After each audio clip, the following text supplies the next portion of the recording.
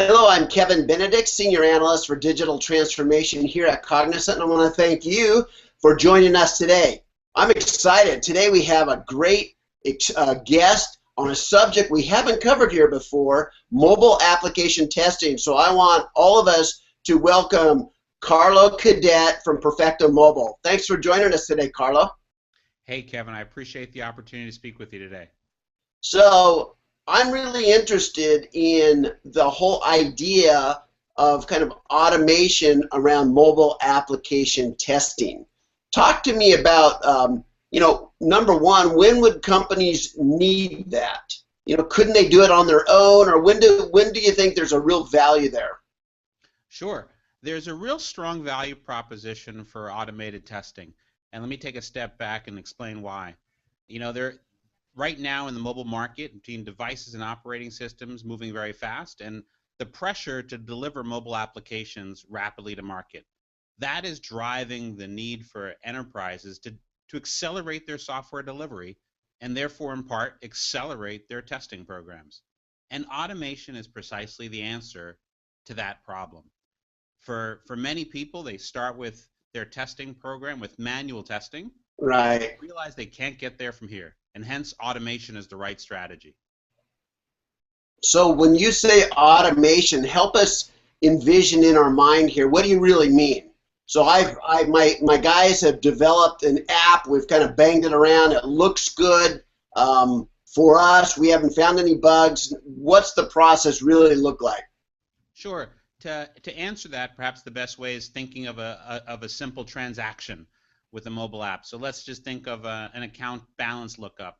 I'm a frequent flyer, so I want to know how many miles do I have with my airline. Right. So what that really means is I have to log into the app, I have to navigate to the account settings UI, and then I need to pull up that balance. Those 4 or 5 steps. By automation, it's really automating those touch actions via the screen to execute that transaction. As opposed to you or I, Kevin, pressing the device itself, it's doing that via software. Remote control of the device is what automation delivers. Interesting. So before we dig more deep into there, I should just let the audience know who you are. So where are you calling from today, Carlo? I'm calling from sunny Woburn, which is the headquarters of Perfecto Mobile. We are the leader in mobile application quality. So where is that? I don't even know what state that's in. Oh, Woburn, Massachusetts. It's In about 10 miles Massachusetts. north So of what's the Boston. weather like today? Oh, it's fall. It's crisp, perfect sweater weather. All right. Well, we don't have sweater weather yet. It's going to be about just under 90 degrees here in sunny Boise, Idaho today. Again, I want to thank you for joining us. Let's jump back in here to this discussion now on mobile application testing. So what kind of technology is behind this automation process? Do you have a million little digital fingers hitting the screen to see if anything breaks, or how does that actually work? That's pretty close. What we have is actually a patented approach to scripting, to script automation. And what it provides is the ability to drive the transaction I mentioned earlier in parallel across multiple different devices. That's the core technology. And underneath that is the ability to, one, be able to see a live stream off of that device, the UI itself, in a browser-based client. And then secondly, the ability via mouse and keyboard to interact with the device as remote touch actions. Ah, okay. So let's talk about that. I mean, how many different kind of operating systems and mobile devices are you testing against? Certainly. So we have today support Android and iOS devices, all operating system versions and devices, and we are soon to support BlackBerry 10, as well as we currently also support Windows Phone. So the 4 major platforms, 3 out of the 4 we support today, and by end of year we'll support all 4. Got it. But do you support the new iPhone 6? Great opportunity. Thank you for saying that. So fortunately for us, the position we are in the marketplace, we received our shipment of about of iOS 6 and 6 Plus devices on Friday at the same time stores received theirs. Our customers had access within their private clouds to iPhone 6 devices within an hour and 45 minutes of availability. Oh, man. So talk to me about what that actually means. Are you using emulators when you do this testing, or do you actually use real devices? How does that work? We believe strongly, Kevin, that we have to provide the identical conditions that end users operate. The way you operate is what we use. So we use physical devices. It's on Okay. the exception that we actually use an emulator or a simulator. So is there some advantage that you would get over testing on real devices over emulators? Is there a difference between emulators and a real device? Absolutely. For example, an emulator or simulator never has network challenges. I'm not sure, but I've had to maintain a connection going through the tunnel to Logan Airport, and I know that I travel worldwide, and my network condition is not always 4G or LTE, and I expect the same performance from my applications, regardless of my condition. So yes, it makes a huge difference. I would just think when you were talking about taking the tunnel to Logan Airport, one time when I was there, I took the water taxi over to the airport. Oh, What I nice. didn't realize is that it lets you off in this lonely little stretch of gravel road practically, and it took another half an hour for a bus to pick me up and take me to the airport. So that was a failure. Well, thankfully you didn't have to hike across the tarmac. Yeah, thankfully. I think I would have been tackled before I got a couple steps into there. So, so there's an advantage of using the real devices, of course, because of connectivity issue and the real, just the real world interfering with the testing. So you Right. need to know about that, obviously there. So if you look at how many different actual device manufacturers you guys can test on, does that play a role, or is that a consideration today as well? It's a strong consideration if we're taking a look at from an enterprise perspective and think, for example, of any broad-based consumer application that you're familiar with, Kevin. Uh, all those enterprises maintain traffic analysis, and they understand what types of devices are coming in, and that's how they make their device selection decisions.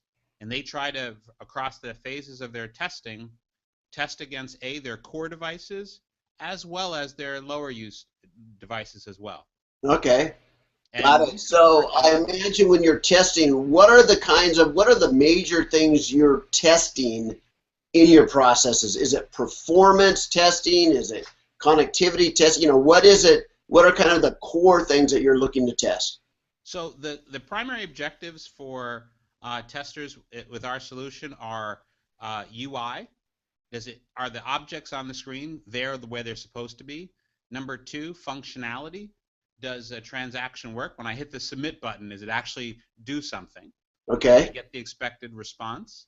We, of course, test for performance testing to be able to actually vary those conditions we spoke of earlier, Kevin, to give the quality teams an understanding of what that end user experience will be like. And then in addition, we use those same devices, Kevin, to actually monitor uh, the applications in production, to be able to monitor key transactions or high value transactions to let enterprises know about their availability and their performance in the production setting as well. So it's not just pre-production testing. You have code or a client on the device that's going to monitor, is it forever or for some period of time, the performance and report back? Interesting. So it's somewhat like you described. There are two basic approaches to post-production monitoring. What you just described is referred to as real user monitoring, and alternatively, a less invasive and non-performance compromising approach is synthetic monitoring, where we take a device in a lab setting and execute a transaction, such as the account lookup that we described earlier, the same way that an end user would do the same transaction. And we're able to monitor the performance as well as the availability of that transaction. So where's the limit here? Because I imagine if you look at the full end-to-end process of testing a complete mobile transaction, there is a certain point in which that transaction, of course, is no longer on the mobile device. It's actually an ERP process at some point. Do you in any way kind of monitor that that's a slow process on the back end that needs resolved, or do you guys need to limit that to just the mobile app part itself? Oh, certainly. So we monitor the full content delivery network. So it's not only the client side with the device, it's over the air to not only the enterprise's back end, but increasingly the enterprises do leverage services delivered by third parties. So A, we're able to see that a transaction failed at the highest Okay. level, but then we also do provide drill downs in terms of being able to understand what part of the network traffic failed. And so if you're familiar with kind of HTTP analysis, we could actually take a look in terms of the full transaction in terms of from the request to the response, the full round trip. So let's talk about a couple other things here too. I imagine that there's a certain value for a small company with one app, but an increasing value if you're looking to produce 100 apps. Do you see it that way, or do you see there's equal value for one or 100? You know, what's kind of your take on that when you're out there talking to enterprises about the value of your testing solutions? So that's one dimension to take a look at the problem, Kevin. Another dimension that we find more compelling is how much of the business strategy is actually relying on that application. For business critical, mission critical, or more importantly, revenue generating, that's what really drives it. So if it's one apps, and let's just say, pick an example such as Starbucks. Starbucks is driving $1 billion through their application. One is enough to make sure that they're very hyper focused on the quality of that end user experience. Oh yeah, because I imagine, and I know for a fact that more and more of the branding of a company is being driven by the app because the app is where you're interfacing with a retail organization even, or anything from Uber to Starbucks, etc. If the app just plain sucks and doesn't work, that's a real problem that's reflective on the brand itself. So there needs to be a consideration there, doesn't it? Absolutely. We call that, increasingly that mobile is becoming the primary brand engagement point for end users. And we see, for example, in some industries such as banking, that mobile is the number one channel for user business. Wow. So, Carlo, at what point in the development process of a mobile app do you start testing it? Do you start testing it in chunks, or do you wait till it's complete? You know, what's that? How does that look like? Increasingly, there's what's called a shift left that's happening, Kevin. And specifically in response to your question, what we see happening now is unit testing. The practice of unit testing is actually growing in adoption across all development organizations. And that's where testing really begins, down at the discrete component level. And then, in addition, once the entire app is built, a V1 or perhaps a dot one of the app, this is when full functional testing and where you get into full round trip testing or system level testing occurs. So this is the opportunity right now to introduce testing very early in the stage, and it extends out to the right as we talk about both performance testing or performance optimization as well. So it's throughout the cycle. It's where testing occurs today. Got it. So when you talk about unit testing, is that kind of being driven by the emergence and adoption of the agile development strategy?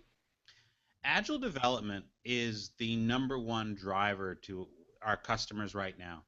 Okay. Our customers are almost 100% looking for ways to accelerate their effort, their development, as well as their testing efforts.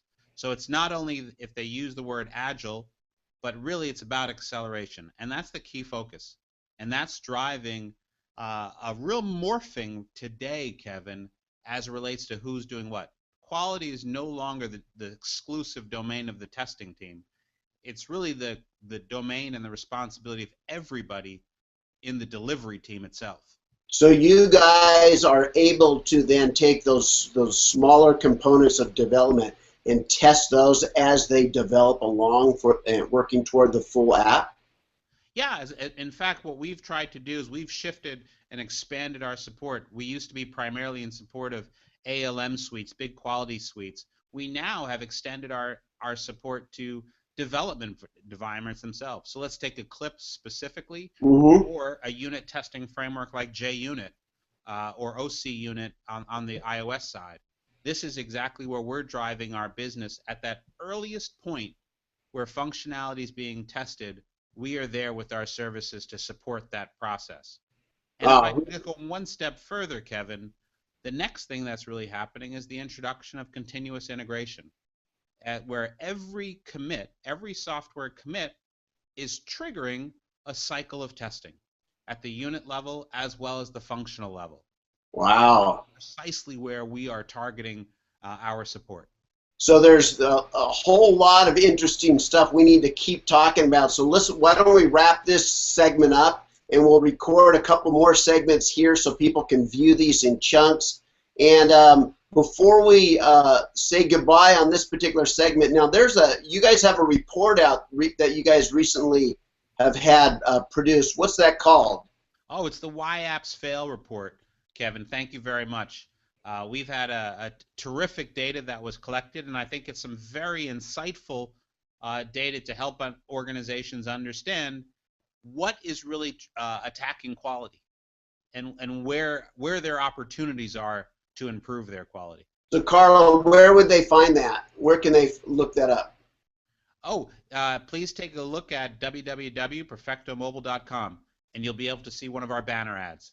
Got it. And when I embed this video in a blog article, I'll make sure and include the links there as well so people can download that and look more. With that, Carlo, I want to thank you so much for your time today. We'll need to come back here and do a couple more segments so we can dig deeper into this fascinating topic. Thanks much, Kevin. Thank you, Carlo.